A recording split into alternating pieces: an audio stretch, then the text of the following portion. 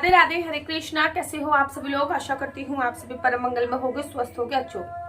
जैसे कि आप सभी को पता है कि इंद्रा एकादशी आने वाली है और हमारा पितृ पक्ष चल रहा है। इंद्रा एकादशी जो होती है वो बेसिकली एक ऐसी एकादशी है जो पूरी तरीके से हमारे पितरों को डेडिकेट होती है। पहले तो मैं आपको बता दूं, ये जो मैंने चुन्नी ओढ़ी है ना आप लोगों को, ये मुझे संत श्री प्रेमानंद जी के यहाँ से प्रसादी रूप में मिली थी। अब कैसे मिली थी इसके बारे में डिटेल में जानकारी चाहते हो तो मुझे भी कमेंट्स करके बताओ, मैं आपको उसमें भी कमेंट्स करके बताऊंगी। तो मैं आपको बता दूं कि इंद्रा एकादशी पूरे भारतवर्ष में 17 तारीख की बनाई जा रही है। कोई भी कंफ्यूजन नहीं है, क्योंकि 17 तारीख को सुबह सुबह मोटा मोटा 1 बजे के आसपास वो प्रारंभ हो रही है। 17 तारीख को रात को 11:30 बजे के आसपास वो विश्राम हो रही है। पूरे दिन की 17 तारीख को एकादशी है। अगर मैं खाटू श्याम सीकर की बात करूं तो 17 तारीख की एकादशी है। अगर मैं बाकी भैया जी के मंदिर की बात करूं तो 17 तारीख की एकादशी है। इस्कॉन टेम्पल में 17 तारीख की एकादशी है। पितृपक्ष चल रहा है। जब भी मैं आप लोगों की कुंडली देखती हूँ ना तो उसमें पितृदोष बहुत ज्यादा उत्पन्न होता है। बड़े सारे लोगों की कुंडली में पितृदोष होता है और पितृदोष से मुक्ति के लिए ही आपको जो है पितृपक्ष पे कुछ ना कुछ उपाय अवश्य करना चाहिए। अब लोग कहते हैं दीदी हमारे सपने में पितृ आ रहे हैं, दीदी हमारी कुंडली में पितृदोष आया है। तो भाई पितृपक्ष की जो एकादशी है, ये एकादशी अपने पितरों के नाम आपको समर्पित करनी है। जब आप ये पितृपक्ष की एकादशी अपने पितरों के नाम समर्पित करोगे तो आपके पितर किसी भी लोक में घूम रहे हो उनको मुक्ति मिलना स्वाभाविक ही होता है, क्योंकि पितृपक्ष में आने वाली ये इंद्रा एकादशी आपके पितृ जो होते हैं उनको इंद्र के सिंहासन तक ले जाने की सामर्थ्य रखती है। इसलिए इसका एकादशी का नाम इंद्रा एकादशी के नाम से संबोधित किया जाता है। अब पूजा विधि क्या है ये सारी जानकारी देने से बेटर है कि मैं आपको इस एकादशी पे करने वाले 10 चमत्कारी उपाय बता रही हूँ जो कि आपको अपने पितरों के नाम समर्पित करना है। नंबर 1 इम्पोर्टेंट, जब भी आप सुबह सुबह इंद्रा एकादशी पे ना हो तो पानी में काले तिल डाल के नहाइए। पानी में वैसे आप पानी में गंगा जल डाल के नहाते हो, एकादशी पे यमुना जल डाल के नहाते हो, किसी भी जल का स्नान करो, लेकिन पितृपक्ष की जो एकादशी है इंद्रा एकादशी, अगर ये चाहते हो कि मैं अपने पितरों को समर्पित कर दूं तो पानी में काले तिल डाल के नहाइएगा। दूसरी बात, इस एकादशी पे जो भी आप जोत जलाना है, फॉर एग्जाम्पल आप घी की जोत जला रहे हो, आप सरसों के तेल की जोत जला रहे हो, आप तिल के तेल की, बेसिकली पितरों के नाम की तिल के तेल की जोत जलती है, उस पे काले तिल अवश्य और अवश्य डाल दीजिएगा। क्योंकि वो जोत फिर जब काले तिल डाल दोगे ना तो वो जो जोत होगी वो हमारे पितरों के नाम डेडिकेट हो जाएगी, पितरों को समर्पित हो जाएगी। एक दो चीजें ध्यान रखो, जैसे कि जब हम किसी को कोरियर भेजते हैं तो उन पे क्या डालते हैं, पिन कोड डालते हैं ना बच्चे। तो हम पितरों के नाम कुछ भी समर्पित करते हैं तो काले तिल क्या है, काले तिल उनका पिन कोड है। मतलब काले तिल का मतलब है सही समय पे, अर्थात ये चीज हमारे पितरों के नाम समर्पित हो रही है। दूसरा उपाय ये हो चुका है आपका। तीसरा उपाय जो आपको करना है, आपको जब संकल्प लेना है तो उसमें अपने पितरों के नाम का विवरण करना है। पहली बात, दीदी हमारे माता पिता है, क्या हम भी अपने पितरों का नाम समर्पित कर सकते हैं? बेशक आपके माता पिता हो, केवल आपके माता पिता ही आपके पितर नहीं है, अपितु आपकी 11 पीढ़ी, आपके दादा, दादा के परदादा, उनके भी परदादा, आपकी 11 पीढ़ी पितरों के नाम तक आती है।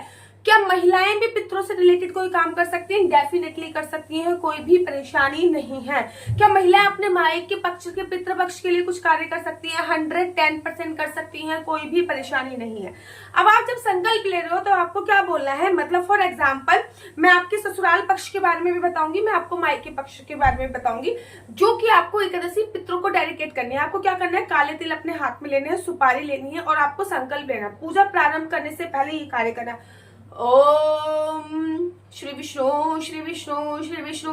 मेरा नाम आशु चौहान है, मेरा गोत्र केमलक्ष है, मेरा निवास स्थान श्रीधाम वृंदावन है। आज मैं पूरी विधि विधान से एक इंद्रा एकादशी का व्रत कर रही हूँ। यह एकादशी का फल मैं अपने पितरों को समर्पित करना चाहूंगी। मेरे पितरों का गोत्र केमलक्ष है, ठीक है। ये मेरे ससुराल के पितरों का गोत्र, ठीक है ना। अगर मेरे को अपने मायके के पितरों को समर्पित करना है तो मेरे पितरों का गोत्र कौशल है। भगवान श्री हरि विष्णु मेरे पितृ जिस भी लोक में घूम रहे हो उनको मुक्ति प्रदान करे। यह व्रत का फल मैं उनको समर्पित करती हूँ। जो भी सामग्री है वो भगवान विष्णु के चरणों में समर्पित कर देनी है। तो ये तीसरा काम है जो आपको पितृपक्ष की एकादशी पे अवश्य और अवश्य करना है। चौथा काम क्या करना है, इस दिन गाय के लिए, जैसे कि हम लोग श्राद्ध में नहीं बनाते हैं, गाय के लिए लोई बनाते हैं, रोटी नहीं बनानी, गाय के लिए साबुत लोई बनानी। आटा मार लीजिएगा, लोई तैयार कर दीजिएगा, छोटी छोटी पिंडी जिसे कहते हैं, उसके ऊपर काले तिल डाल दीजिएगा, उसके अंदर दो दो लौंग गाड़ दीजिएगा। काले तिल डालने का मतलब है हम अपने पितरों के लिए समर्पित कर रहे हैं, और वो जो पिंडी आपने बनाई है आटे की, वो गौ माता को खिलाकर आनी है। काले तिल डाल दिया तो इसका मतलब वो हमारे पितरों को समर्पित हो गई।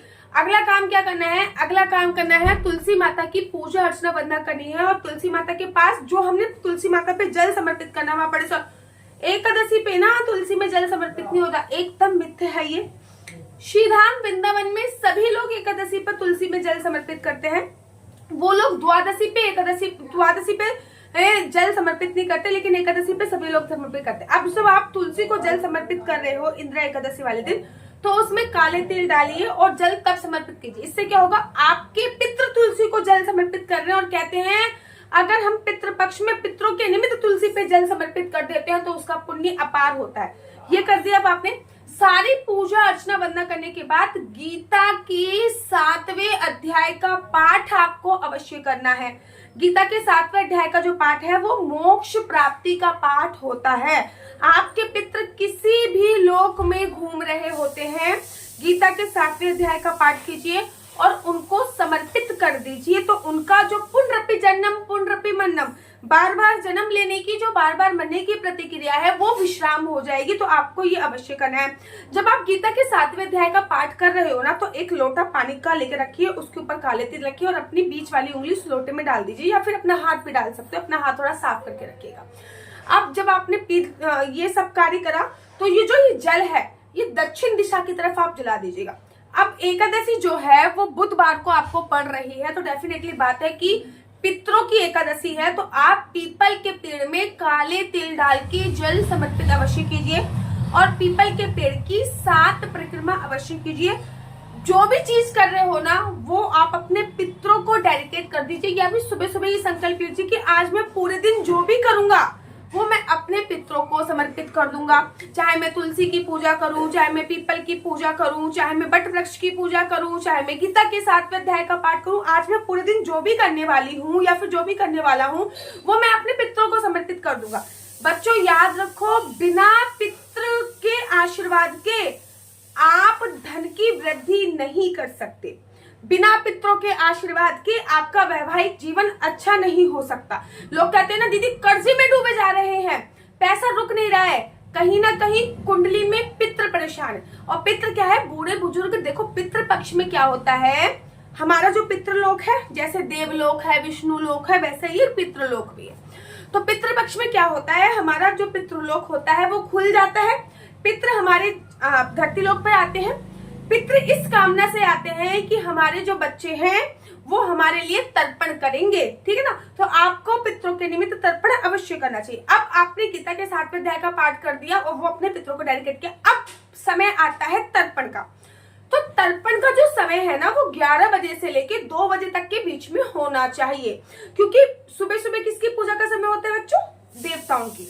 दोपहर को समय किसकी पूजा का समय होता है? पितरों की। शाम के समय किसकी पूजा का समय होता है? देवताओं की। तो जो ये दोपहर को 11 बजे से लेकर 2 बजे तक का समय है, राहु काल इसमें छोड़ दीजिए और अपने पितरों के नाम तर्पण कीजिए।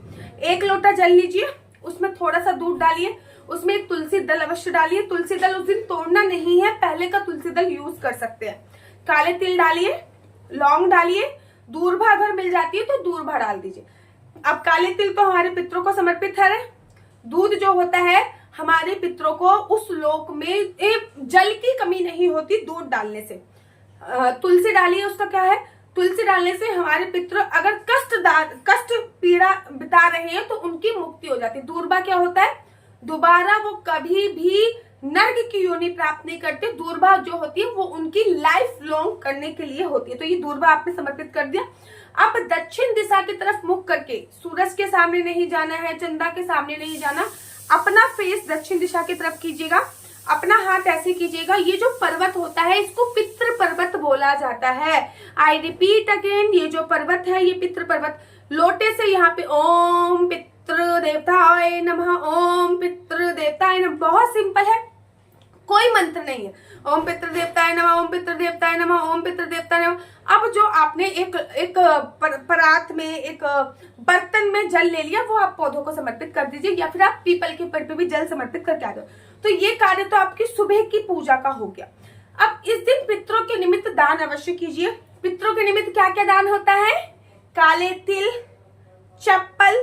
श्रीधाम वृंदावन में पितरों के निमित्त इमरती दान जरूर होती है। श्रीधाम वृंदावन में पितरों के निमित्त इमरती दान जरूर और जरूर होती है।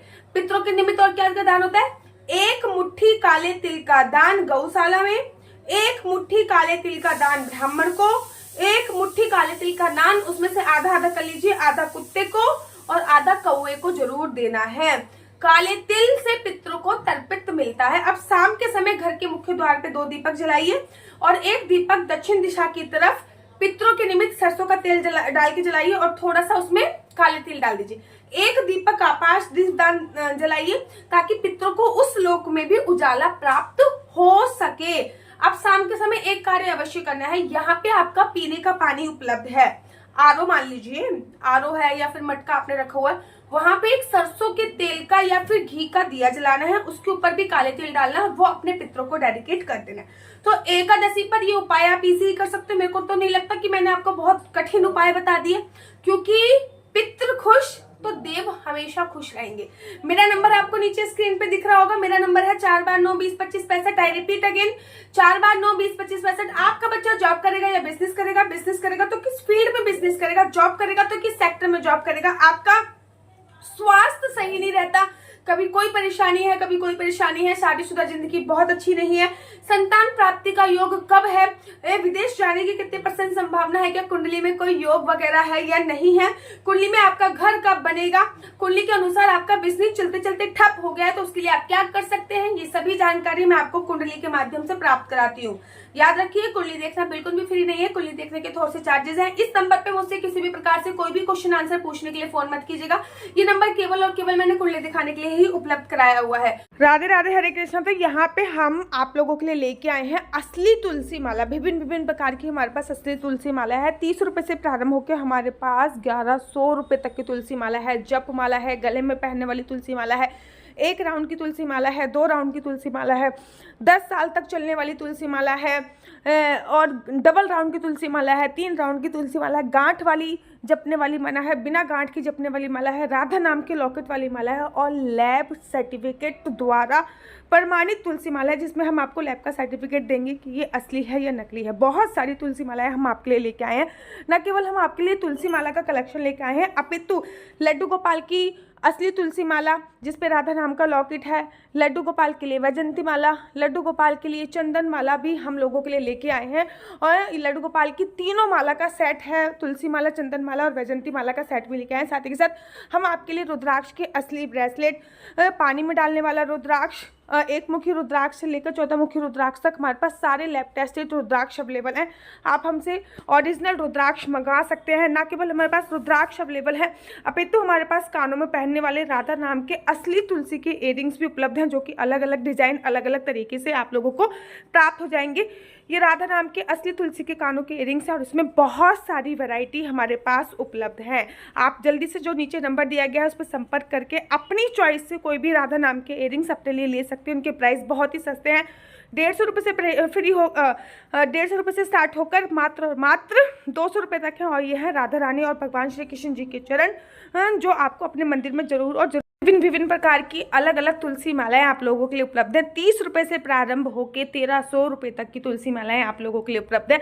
हम आप लोगों के लिए लेके आए हैं श्रीधाम वृंदावन की रज, 8 प्रकार की रज इसमें उपलब्ध है। न केवल एक सेवा कुंज की, निधि कुंज की, ललिता कुंड की, राधा कुंड की, कृष्ण कुंड की, निधि वन की, यमुना जी की, 8 जगह की ब्रज रज इसमें आपको उपलब्ध हो जाएगी। ऑर्डर जल्दी से जल्दी नीचे दिए गए नंबर से करिए, हमारे पास लिमिटेड स्टॉक है। राधे राधे। अगर आपको मेरी वीडियो अच्छी लगती है तो आप अपना यूट्यूब चैनल हरि बोल को लाइक शेयर सब्सक्राइब करना बिल्कुल भी मत भूलिए। तब तक के लिए मुझे दीजिए इजाजत। राधे राधे, हरे कृष्णा, हरि बोल।